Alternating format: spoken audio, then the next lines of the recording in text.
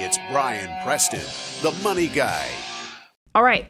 Zach asks a question. How do you go about saving versus investing if you anticipate your first home purchase in 3 to 5 years? Should he put that down payment savings in all cash? Or could he put it in a target date retirement fund and keep it in the market? What do you guys think? Did he say 3 years? Home in 3 to 5 years is his goal to buy a house. 3 to 5 years. See, there's That a changes big, a little bit. big range there because 3 years is a lot different than 5 years. Because 3 years to me means they start looking at 18 months and they're buying a house 20 months. 5 years means that it might be 7 years, so there's a lot more on that side of it. But here's the thing. And by the way, we are guilty of saying saving versus investing interchangeably sometimes. And people get on to us. You'll go look out there in the comments. Now you'll chuckle at it like we chuckle at it. But I think that because when we talk about saving in the way that Zach is asking this, he's talking about cash, liquidity. When you're talking about investing, this is putting it into the financial markets, whether you're talking about the index target retirement funds that Zach mentioned, or even the S&P 500 or some other index fund. That is money that you really don't want to put it out there in those type of products or investments unless you can walk away from it for that 5 to 7 year period, because you don't know where we are in the economic cycle. And our big fear is you don't want to take short-term money, like if you're doing engagement ring, or if you're doing house down payment, or you're doing kids college education, and you're out there and you're like, hey, let's go out there and maximize this thing by putting it out there in the investments. What happens when you go to pull that money out? Right now, we're in the middle of a bear market. How sad are you going to be if it's time to buy and fulfill these goals and it's down 20% from even what you paid? You're going to be sick. And that's why we try to give you some differentiation between when the goal is going to be funded versus how you invest it. So, Bo, you're a CFA. Give kind of Zach your lay of the land on this. Yeah, so it sounds like what I'm hearing you say is if you're going to be buying a house in 3 to 5 years, you really got to be building the house fund in cash. So I think the question that you have to answer is how much do I split between saving and investing? Now, financial mutants all the time, we get really caught up because, man, we hate not letting our money work for us. If you go to moneyguy.com/resources, we have our wealth multiplier that shows how powerful every dollar that is working for you can be by the time that you get to retirement. Well, if I'm just parking it in a savings account for a down payment, it's not working for me. And that gives all of us anxiety, makes us break out in highs. However, we have to live life. If one of the goals of your money is to pay for a home, then that should take some priority. That is something that you should think through. And it's okay. Maybe I'm not saving 25 or I'm not investing 25% while I'm saving for that house down payment. That's okay. You have to decide where in the financial order of operations do I cut it. I personally, I love getting free money all the time. That's just an amazing rate of return.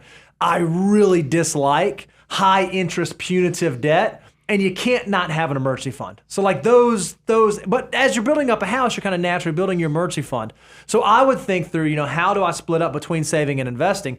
Get the employer match, make sure the high interest debt is knocked out, but then figure out what am I saving for that first home? If this is a first time home purchase, doesn't have to be 20%, it can be 3 to 5%. What's that number? What's my timeline? How much do I need to be saving every month to move in that direction? And if I can do that by saving X, is there still a margin there that I can be working or building for the future? I think you just have to kind of work through the chart that way to figure out for your specific situation, how much should I be saving and how much should I be investing? Well, I like to look at it because everybody knows we love the financial order of operations, but how does that house down payment fit into it, especially for a first-time home buyer?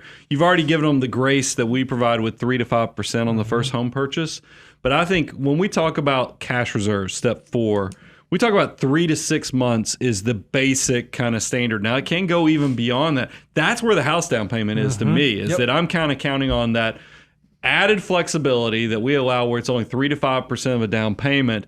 You could then take that in combination with maybe I'm increasing instead of a 3-month cash reserves, I'm going to aspire to get that up to 6% because that extra little cushion there will be that house down payment. And if you do something like Bo shared where you deviate even from the basic financial order of operations, I want you to be scared. Anytime you get off track from where the financial order of operations is sharing, you need to think that there's a ticker or a clock in the background that's counting down to zero, and you just don't know what that number is because you never know what life's going to throw your way financially, and you just want to be in a good, solid place.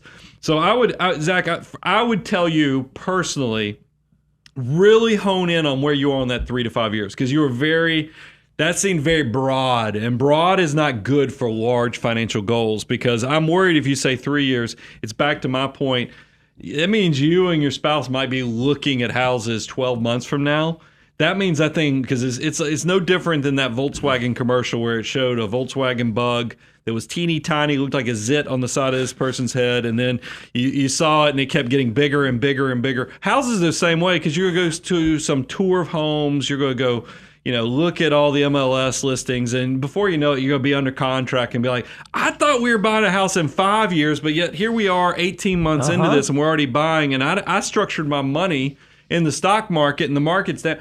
That's what I don't want you to do. So be very honest with yourself. Is this a 3-year decision?